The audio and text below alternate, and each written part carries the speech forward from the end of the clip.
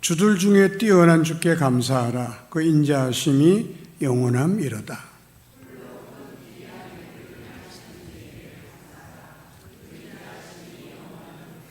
지혜로 하늘을 지으신 이에게 감사하라. 그 인자하심이 영원함이로다.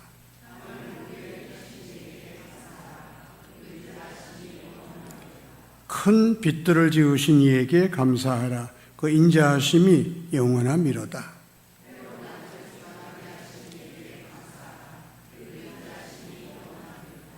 달과 별들로 밤을 주관하게 하신 이에게 감사하라. 그 인자하심이 영원함이로다.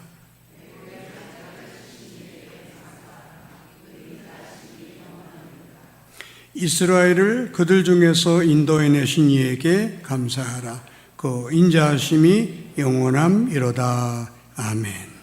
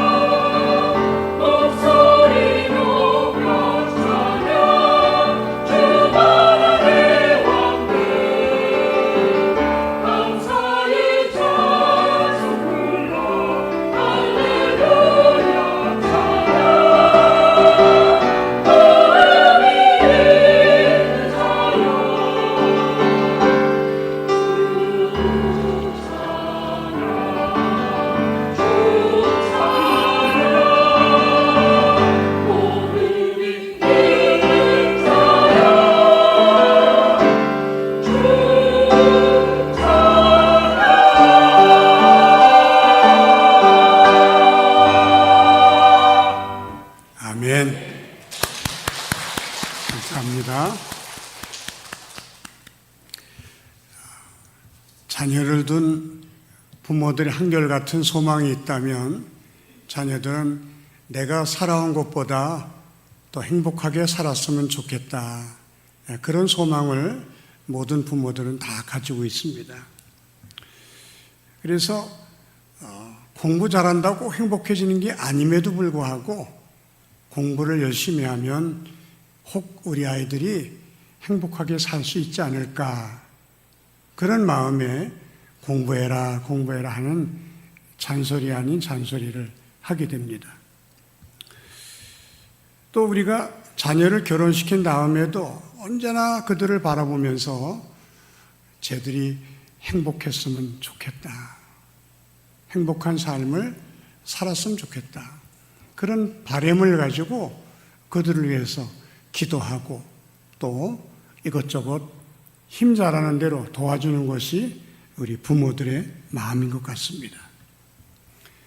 우리 육신의 부모만 그런 것이 아니라 우리를 구원해 주셔서 당신의 자녀로 삼아주신 하나님 아버지도 똑같은 마음이라고 하는 것입니다. 예수 믿고 구원받은 저와 여러분들이 행복하게 살기를 간절히 바라시고 행복하게 살 수 있는 방법을 여러 가지로 가르쳐 주셨는데 그 행복하게 살 수 있는 그 길이 성경에 그대로 이제 기록이 되어 있는 겁니다. 어떻게 하면 인간이 행복하게 살 수 있을까? 거기에 대한 해답이 성경에 있다. 이렇게 말씀드려도 지나치지 않다고 생각합니다. 왜 우리 보고 예수 믿고 구원받으라고 하셨을까? 그래야 우리가 행복해지기 때문입니다. 하나님이 보실 때 구원받지 못한 사람은 그가 아무리 높은 자리에 있다 할지라도 아무리 많은 것을 가지고 산다 할지라도 그는 저주받은 인생이고 그는 불행한 인생이라고 하는 것입니다. 그래서 하나님은 부자도 예수 믿어야 행복할 수 있는 거고 가난한 사람도 예수 믿으면 행복할 수 있고 남자나 여자나 노인이나 아이들이나 예수 믿지 않으면 행복할 수 없다. 그렇게 생각하시기 때문에 우리 보고 아무쪼록 예수 믿고 구원받아라. 그렇게 말씀해 주신 것입니다. 또 구원받은 성도들에게도 여러 가지 말씀을 주셔요. 뭐 이것을 해라. 저건 하지 말아라. 이런 것에 관심을 가지면 좋겠다. 뭐 이렇게 말씀을 많이 하십니다. 그 이유도 그렇게 해야 저와 여러분이 행복하게 살 수 있기 때문에 그런 말씀을 해주시는 겁니다. 신명기 10장 13절에 내가 오늘날 내 행복을 위하여 내게 명하는 여호와의 명령과 규례를 지킬 것이 아니냐. 하나님이 명령과 규례를 주시면서 이것은 나를 위해서 너희가 지키라고 하는 것이 아니다. 너희들의 행복을 위해서 내가 명령하고 규례도 준 것이다. 이렇게 말씀하시는 거예요. 여러분 이것을 이해하기 쉽게 하기 위해서 제가 예를 하나 든다면 신호등을 예로 들 수가 있어요. 빨간불이 켜지면 섭니다. 파란불이 켜지면 갑니다. 여러분 이게 나를 위해서 있는 겁니까? 저와 여러분의 행복을 위해서, 저와 여러분의 안전을 위해서 빨간불이 들어오면 서고 파란불이 들어오면 가라는 거예요. 우리가 이거 알면서도 빨간불인데 간다든지 또는 파란불인데 선다든지 그러면 사고가 나는 겁니다. 우리가 불행해지는 거예요. 하나님의 말씀이 꼭 신호등과 같다는 것입니다. 너희들의 행복을 위해서 내가 명령과 규례를 준 것이 아니냐. 너희가 이 명령을 지키고 이 규례를 지키다 보면 너희가 안전해질 수 있고 너희가 행복해질 수 있고 너희는 복된 삶을 살 수 있게 될 것이다. 그렇게 말씀해 주신 것입니다. 오늘 우리가 읽은 말씀 시편 136편은요 26절로 되어 있는 말씀이에요. 그런데 여호와께 감사하라라는 말씀이 무려 26번 나와요. 1절에도 여호와께 감사하라, 2절에도 여호와께 감사하라, 26절에도 여호와께 감사하라. 왜 여호와께 감사하라고 우리에게 그렇게 거듭거듭 당부하셨을까? 그렇게 살아야 우리가 행복해질 수 있기 때문에 그런 것입니다. 유대인들은 탈무드라는 것을 통해서 자녀들을 가르치는데 그 탈무드에 이런 말씀이 있어요. 세상에서 가장 지혜로운 사람이 누구냐? 끊임없이 배우는 사람이다. 세상에서 가장 행복한 사람은 누구냐? 언제나 감사하며 사는 사람이다. 감사할 줄 모르면 부자라도 아직 부자가 아니고, 감사할 줄 모르면 아직 행복할 자격이 없는 사람이다. 정말 행복한 삶을 원한다면 너희가 언제나 감사하며 살아야 한다. 그렇게 말씀해 주고 계신 것입니다. 감사의 대상이 누굴까요? 내 주변에 있는 모든 사람들이 다 감사의 대상입니다. 여러분, 부모님이 계시다는 게 얼마나 큰 감사의 조건인지 몰라요. 또 자녀가 있다는 게 얼마나 큰 감사의 조건입니까? 어떤 사람은 무자식이 상팔자다, 그런 말 하는 사람도 있습니다만, 그건 자녀를 낳아서 길러보지 못한 사람들의 이야기 아니겠습니까? 여러분, 우리가 자녀를 통해서 효도를 기대하지 않아도 되는 이유가 있어요. 그들이 6살도 되기 전에 우리는 그 아이들을 통해서 기쁨을 맛봤고, 행복을 맛봤고, 보람을 맛봤고, 사랑하는 삶의 의미를 우리가 찾았던 사람들이에요. 자녀가 있다는 게 얼마나 큰 감사의 조건인지 말로 다 할 수가 없는 거죠. 또 우리 주변에 친구가 있는 것도 감사하고, 우리 성도들이 있는 것도 얼마나 감사한지 말로 다 할 수가 없습니다. 그런데 그 부모를 주신 분도 하나님이시고, 자녀를 주신 분도 하나님이세요.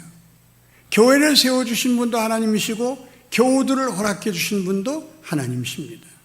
따지고 보면 우리가 궁극적으로 감사해야 할 분이 하나님이심을 알 수 있다고 하는 것입니다.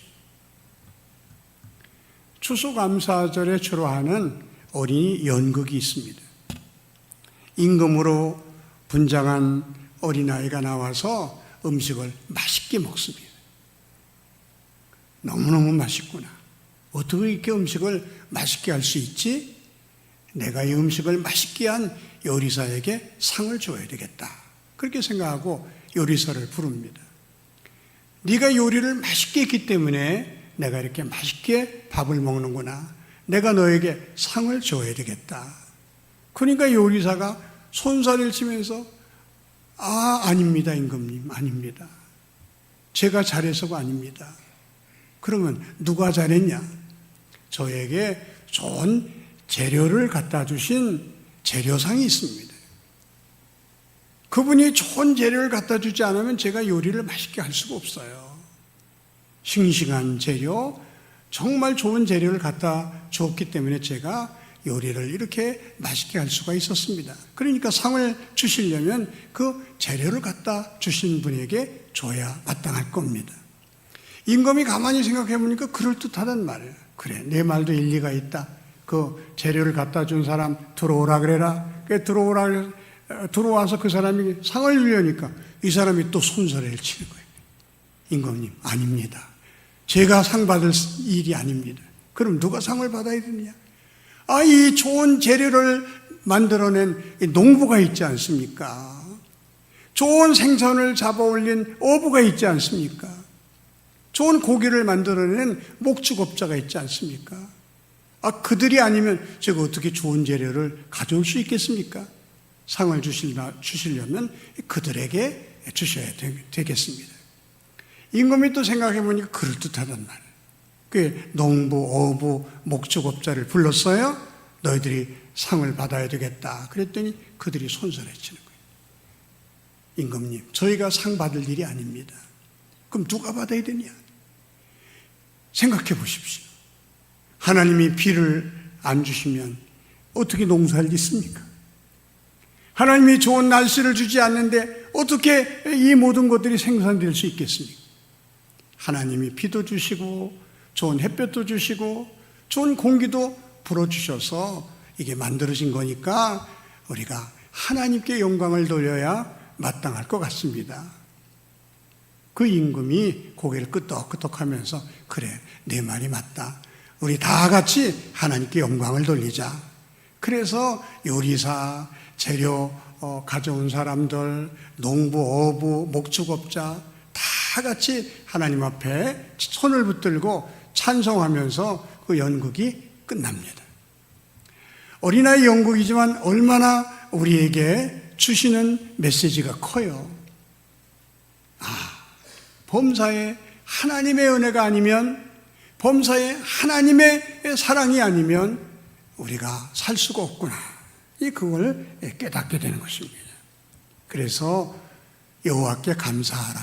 우리의 감사의 대상이 하나님임을 성경은 분명하게 가르쳐 주신 것입니다. 특별히 하나님의 어떤 점을 우리가 감사해야 하는가? 오늘 우리가 읽은 본문에는 5절에서 9절까지 하나님의 창조에 대해서 감사하라 그렇게 말씀해 주고 있어요. 5절에 보면 지혜로 하늘을 지으신 이에게 감사하라. 땅을 물 위에 펴신 이에게 감사하라. 7절은 큰 빛을 지으신 이에게 감사하라. 창조의 하나님, 창조하셔서 우리에게 주신 그 하나님을 하나님께 감사하라. 이제 그렇게 말씀해 주고 있습니다. 제가 오늘 사과 하나를 이렇게 올려놓으라 그랬어요. 먹음직스럽죠. 여러분 질문해 보겠어요. 이 사과를 공장에서 사람이 만들 수 있어요, 없어요? 잘 모르겠어요?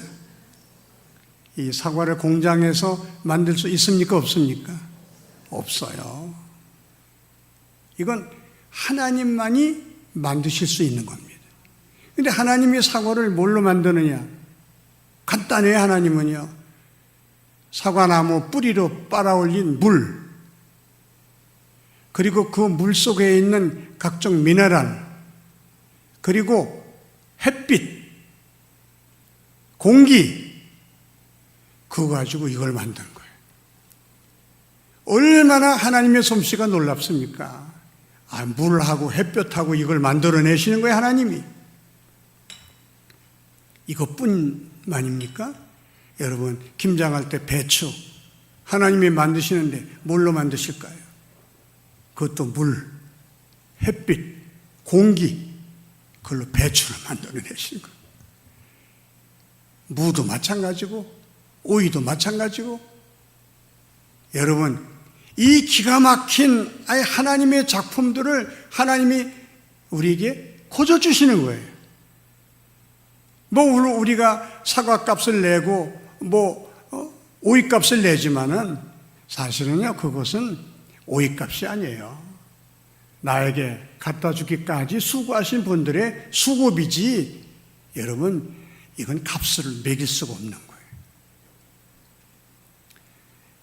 여러분, 이렇게 우리가 먹거리뿐만 아니라 우리를 이렇게 따뜻하게 해주는 저 태양 한번 생각해 보세요. 저 태양을 하나님이 만드셨어요? 인간이 만들 수가 없는 거예요. 저 태양은 지구에 수천 배도 더 무겁다고 합니다. 그 무거운 것을 공중에 딱 달아놓으신 분이 하나님이세요. 거기서 끊임없이 우리에게 빛을 보내줍니다. 그래서 따뜻해서 우리도 살고 동물도 살고 식물도 사는 거예요. 하나님께서 저 태양을 조금만 더 뜨겁게 했다 그러면요, 우리는 다 불에 타서 죽어요. 조금만 태양을 식혀놓으면 우리는 영하 100도, 200도 돼가지고요, 우리는 다 죽고 맙니다. 우리가 살 수 있도록 적당한 거리에 적당한 빛을 보내주셔서 우리가 살고 있는 거예요. 저 태양만 보고도 우리는 충분히 감사할 수가 있는 것입니다. 공기는 또 어떻습니까? 우리가 무료로 공짜로 들이마신다고 이게 별거 아닌 것 같지요? 저희 교우가 중환자실에 입원을 했어요. 중환자실에 산소호흡기를 끼고 있었어요. 제가 궁금해서 나오면서 물어봤어요. 저 산소호흡기를 끼고 있으면 하루에 비용이 얼마입니까? 얼마를 내야 됩니까? 그랬더니 24시간에 30만 원입니다. 여러분 산소호흡기 끼면요 24시간 쓰는데 30만 원 내야 된대요. 그러면 한 달이면 900만 원이에요. 1년이면 1억 1천만 원이에요. 우리가 열심히 벌어도 하나님께 공깃값도 못 내는 거예요. 근데 하나님이 그걸 무료로 주시는 거예요. 공짜로 주시는 거예요. 얼마나 감사합니까? 저 어릴 때 중동에서는 물값이 얼마나 비싼지 석유 한 드럼하고 물 한 드럼 값하고 똑같다는 거예요. 야, 물값이 그렇게 비싼가? 근데 요즘 여러분 우리가 물 사 먹지 않습니까? 요만한 병 1,500원, 2,000원이에요. 이게 기름값하고 똑같아요. 물이 기름값보다 더 비싸요. 우리가 이 물값을 정말 하나님께 돈을 내야 된다면 우리가 한 달 내내 벌어도요 물값도 못 내요. 하나님이 그 물을 거저주시는 겁니다. 하나님이 만드셔서 거저주시는 이 모든 것들을 생각하면서 감사하며 살라는 거예요. 아침에 식사하면서 감사하는 이유가 거기 있어요. 우리가 함께 사과를 나눠 먹으면서도 감사할 이유가 여기 있습니다. 이거 다 하나님이 만드셔서 나에게 선물로 주신 것이다. 이렇게 생각하니까 이게 얼마나 감사한 거예요. 두 번째는 6절에서 10절까지인데 구원의 은혜를 감사하자. 그렇게 말씀하고 있어요. 10절에 보면 애굽의 장자를 치신 이에게 감사하라. 12절에는요. 강한 손과 펴신 팔로 인도해 내신 이에게 감사해라. 13절에는요. 홍해를 가르신 이에게 감사하라. 15절에 바로와 그의 군대를 홍해에 빠뜨리신 이에게 감사하라. 이게 무슨 얘기입니까? 이스라엘 백성들이 430년 동안 애굽에 종살이하고 있을 때에 하나님이 모세를 보내서 그들을 빼내십니다. 해방시켜 주십니다. 그들에게 자유를 주십니다. 이것을 요즘 말로 말하면 구원해 주신 하나님, 그렇게 말하는 겁니다. 애굽은 세상을 말하는 거예요. 죄악으로 가득 찬 세상에서 하나님의 모세를 애굽에 보내듯이 예수님을 이 땅에 보내셔서 우리를 죄악 세상에서 건져내 주셔서 구원해 주시고 하나님의 자녀로 삼아 주신 것을 감사하라. 이제 그런 말씀입니다. 여러분, 우리 사람이 하나님께 받은 복 중에 이렇게 죄에서 건져 주시고 하나님의 심판에서 지옥에서 건져 주시고 죽음의 문제를 해결해 주신 이 구원의 은혜보다 더 큰 은혜는 이 세상에 없어요. 여러분 생각해 보세요. 이 세상에서 높은 자리를 차지하고 살았다 할지라도 또 많은 것을 가지고 살았다 할지라도 그 사람이 영원히 사는 게 아니지 않습니까? 언젠가는 죽잖아요. 죽은 다음에 하나님의 심판을 받고 저 무서운 지옥에 떨어진다면 그 사람이 정말 복받은 사람일까요? 하나님은 복이 아니라 그 사람은 저주받은 사람이야. 그 사람은 진짜 불행한 사람이야. 행복한 사람이 누군지 아니? 이 땅에선 비록 좀 어렵게 살고 때로는 병중에 살고 다른 사람의 무시를 당하며 살았다 할지라도 주님이 부르실 때에 주님께 인정받고 칭찬받고 천국에 들어가서 주와 더불어 영원히 사는 사람이 진짜 복받은 사람이야. 너희는 예수 믿고 구원받지 않았니? 이걸 생각하면서 여호와께 감사하라. 그렇게 말씀해 주신 것입니다. 성경에는 구원받지 못한 사람을 여러 가지로 비유해서 말씀해 주고 있어요. 그 대표적인 게 나만 장군의 이야기입니다. 나만이라는 사람은 아람의 2인자였어요. 왕 다음입니다. 그런데 성경이 나만 장군을 소개할 때 이렇게 말합니다. 아람의 2인자였으나 문둥병자였더라. 오늘날로 말하면 국무총리였으나 문둥병자였더라. 문둥병자였더라는 말은요, 그 앞에 말을 무력화시키는 말입니다. 국무총리면 뭐하냐? 문둥병자인데 그 말이에요. 재벌이면 뭐하냐? 문둥병자라면 그 말이에요. 여러분에게 물어보겠습니다. 여러분, 천억 부자가 됐어요. 근데 문둥병에 걸렸어요. 그게 좋아요? 지금이 좋아요? 대답을 못해요? 다시 한번 묻겠습니다. 천억 부자인데 문둥병에 걸렸어요. 그게 좋아요? 지금이 좋아요? 여러분, 구원의 은혜가 그런 거예요. 하나님은 너희는 문둥병보다 더 심한 죄의 병에서 고침받은 사람이야. 예수의 피로 고침받은 사람이야. 너희는 구원받은 사람이야. 그거 생각하면서 항상 감사하며 살아야 한다. 그렇게 말씀해 주신 것입니다. 누가복음 17장에는 이제 문둥병에 걸렸다가 고침받은 10사람 이야기가 나와요. 예수님이 고쳐주신 것이 너무 감사해서 이분들은 제사장에게 막 달려갑니다. 왜? 제사장에게 보여서 문둥병에서 나았다 인정을 받으면 가정으로 돌아갈 수가 있거든요. 그래서 가정으로 돌아갈 마음에 그냥 제사장에게 막 달려갑니다. 달려가다 한 사람이 딱 섰어요. 그리고 뒤돌아와서 고쳐주신 예수님께 엎드려서 감사드렸다. 예수님이 얼마나 그 마음이 좋으신지, 얘야, 문둥병뿐만 아니라 내 믿음이 너를 구원하였느니라, 영혼까지 구원해 주시고는 말씀하십니다. 내가 10사람을 고쳐줬는데 그 9은 어디 있느냐? 그 9은 어디 있느냐? 문둥병에서 고침받은 그 놀라운 은혜를 받고서도 어찌 감사할 줄 모르느냐? 그게 예수님 말씀이에요. 여러분, 우리는 문둥병과 비교할 수 없이 더 무서운 죄의 병, 이 병에 걸린 사람은요, 지옥 가는 거예요. 이 병에 걸린 사람은 하나님의 저주를 받게 되는 거예요. 거기서 건진받은, 구원받은 사람들이 감사할 줄 모른다면 그건 말이 안 되는 거죠.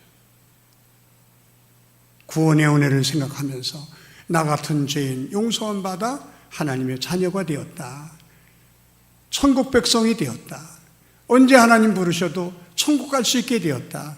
늘 이거 생각하면서 감사하면서 살아가는 저와 여러분이 되시기를 바랍니다. 마지막으로 16절 이하에는 우리를 여기까지 인도해 주신 하나님의 은혜를 감사하자, 그렇게 말씀하고 있어요. 16절입니다. 그의 백성을 인도하여 광야를 통과하신 이에게 감사하라. 큰 왕들을 치신 이에게 감사하라. 아모리네 왕 시온을 죽이신 이에게 감사하라. 우리를 비천한 가운데서 기억해 주신 이에게 감사하라. 우리의 대적에게서 건지신 이에게 감사하라. 구원해 주실 뿐만 아니라 여기까지 인도해 주신 하나님의 은혜를 감사하자, 그렇게 말씀해 주고 계십니다. 사랑하는 성도 여러분, 나이가 많든지 적든지 여기까지 인도해 주신 분은 하나님이신 줄로 믿습니다. 하나님의 은혜가 아니고서는요, 여기까지 올 수가 없는 거예요. 하나님의 은혜가 아니면 우리가 중도에 탈락하게 되는 거예요. 병으로 죽든지 사고로 죽든지 우리가 여기 앉아 있을 수가 없는 거예요. 지금까지 살면서 우리는 큰일 날 뻔했다. 하나님의 은혜가 아니었으면 난 벌써 거기서 죽었을 거야. 그런 분들이 여기에 아마 많이 계실 겁니다. 여러분, 6.25 와중에서 살아남은 것이 하나님의 은혜 아니겠습니까? 그 수많은 질병들 가운데서 그 수많은 사건 사고들 속에서 살아남은 것은 하나님의 은혜가 아니겠습니까? 제가 처음 운전을 배우고 교회 봉고차를 운전하고 가는데 말이죠. 경험이 부족하니까 자동차가 직진하는데 또 우회전하는 큰 트럭이 있는 걸 제가 못 봤어요. 0.01초 차이로 아슬아슬하게 그야말로 종이 한 장 차이로 제가 살았습니다. 온몸에 진땀이 확 그러면서 야, 내가 여기서 죽을 사람인데 하나님의 은혜로 살았구나. 그런 생각이 얼마나 많이 들었는지 몰라요.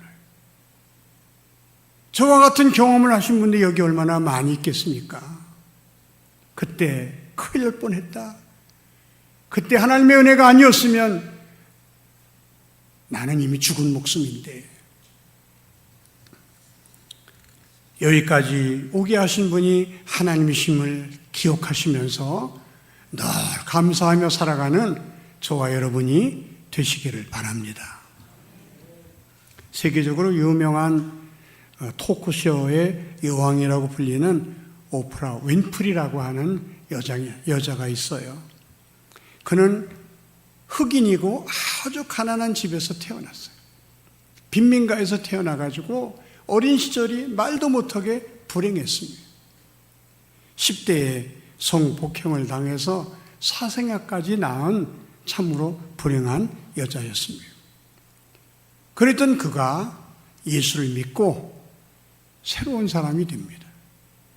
어느 목사님의 설교를 듣고 내가 평생 감사하며 살리라 그런 결심을 하고 그 목사님의 권면대로 감사 일기를 쓰기 시작합니다. 감사 일기는 그렇게 뭐 특별한 게 아니에요. 노트 하나 준비해가지고 하루에 5가지 이상 감사를 쓰는 겁니다. 근데 여러분 우리가 살아봤습니다만 하루에 5가지 감사한 것을 찾지 못할 때가 많잖아요. 뭐 평범한 생활이 뭐 그렇게 감사하다고 적겠어요. 이 오프라 윈프리도 마찬가지입니다. 그래서 그는 5가지를 적으려고 그러는데 처음엔 잘 생각이 안 나는 거예요. 그러다가 오늘 파란 하늘을 보게 하신 하나님 감사합니다. 그런 것도 넣고요. 또 어느 때는 회사 직원이 나한테 좀 기분 나쁘게 말을 했는데 제가 편안하게 대답을 할 수 있게 해주셔서 감사합니다. 뭐 이런 것을 이제 쓰기 시작하는 거예요. 하루에 5가지씩 감사를 쓰기 시작하는데 감사의 눈이 열리니까 그냥 막 감사 노트가 그냥 꽉 차는 거예요. 그렇게 계속 감사하며 살다 보니까 하나님이 이 오프라 윈프리를 축복해 주셔서 세계적인 토크쇼의 여왕으로 성장하게 됩니다. 한때는 132개국의 2억 4천 명이 그녀의 토크쇼를 시청했다고 합니다. 엄청난 부자가 돼서 아프리카에다가 자기처럼 비참하게 사는 그 아프리카 소녀들을 위해서 학교를 세워가지고 그들에게 꿈과 희망을 실어주고 있습니다. 감사하며 사니까 하나님이 더 큰 은혜, 더 큰 복을 주셨다. 그런 말씀입니다. 제가 우리 집에 조그만 액자 하나 만들어서 걸어놓은 게 있어요. 행복해서 감사하는 것이 아니라 감사함으로 행복해지는 것이다. 그렇게 써놓은 글이 있어서 제가 제 책상 위에 올려놓고 있습니다. 사랑하는 성도 여러분, 우리가 우리 자녀들에게 바라는 게 뭐예요? 행복했으면 좋겠다. 내가 살아온 것보다 얘는 훨씬 더 행복하게 살아갔으면 좋겠다. 하나님도 똑같은 마음을 가지고 우리를 지켜보십니다. 그러면서 얘들아, 어떻게 하면 행복해질 수 있는 줄 아느냐? 감사하며 살아야 돼. 감사하며 살면 행복해질 수 있어. 그래서 오늘 말씀을 우리에게 주신 거예요. 이 말씀을 우리가 꼭 붙들고, 때로 불평한 일도 있고 원망한 일도 있고 좀 아쉬운 일도 있지만은 그래도 감사의 마음을 가지고 그 사건을 바라보면요, 얼마든지 감사할 수 있어요. 범사에 감사할 수가 있는 거예요. 제가 세브란스 병원에 가서 1년에 한 차례 정도 설교를 합니다. 그때 그 간호사가 그러는 거예요. 휠체어 탄 사람의 소원이 뭔지 아세요, 목사님? 일어나서 저 사람들처럼 걸으면서 사는 거예요. 그런데 휠체어 탄 사람을 부러워하는 사람이 또 있어요. 병상에 누워서 일어나지도 못하는 사람은 휠체어 타고 바깥 구경이라도 하면 얼마나 좋을까. 그렇게 간절히 바란다는 거예요. 여러분, 휠체어 타면서도 우리는 감사할 수 있다 이 말이에요. 넉넉지 못해도 감사의 조건이 얼마나 많습니까? 이렇게 건강해서 교회 나오는 거 큰 하나님의 은혜인 줄 알고 감사하며 사실 수 있기를 바랍니다. 예수 믿는 것은 우리 행복하라고 하나님이 예수 믿게 하신 거예요. 하나님을 위해서가 아닙니다. 저와 여러분을 위해서 예수 믿으라는 거예요. 그래야 행복해지기 때문에. 왜 감사하라고 말씀하셨습니까? 그래야 너희들이 행복해질 수 있어. 원망하고 불평하고 너희들이 없는 것 가지고 짜증내면 너희는 불행한 사람밖에 되지 않아. 난 너희들이 행복하게 살기를 원해. 너희가 다 행복한 사람이 되기를 원해. 하나님이 그런 마음을 가지고 여호와께 감사하라 우리에게 말씀해 주셨으니까 이 말씀 붙드시고 늘 감사함으로 행복한 남은 여생을 살아가는 저와 여러분 모두가 되시기를 주님의 이름으로 축원합니다. 기도하시겠습니다. 하나님 아버지, 감사합니다. 하나님의 은혜로 살고 하나님의 은혜로 여기까지 왔는데 저희들이 때로 너무나 부족해서 감사할 줄 모르며 살 때가 많았습니다. 용서하여 주시옵소서.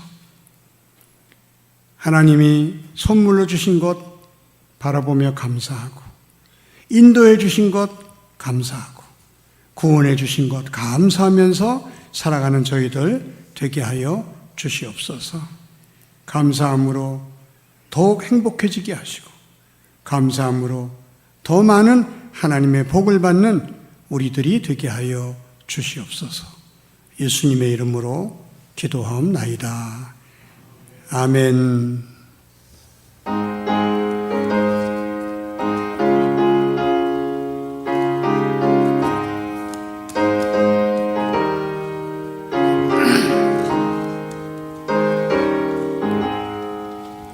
내 영혼이 은총 입어 중한 죄짐 받고 보니 슬픔 많은 이 세상도 천국으로 가하도다.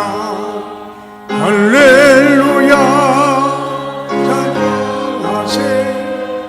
내 모든 죄 사함받고 예수와 동행하니 그 어디나 하늘나라.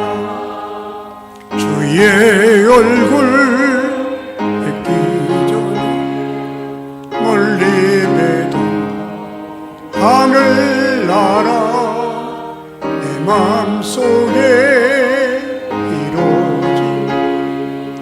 날로 날로 가깝도다. 할렐루야 찬양하세. 내 모든 죄 사함받고 주 예수와 동행하니 그 어디나 하늘나라.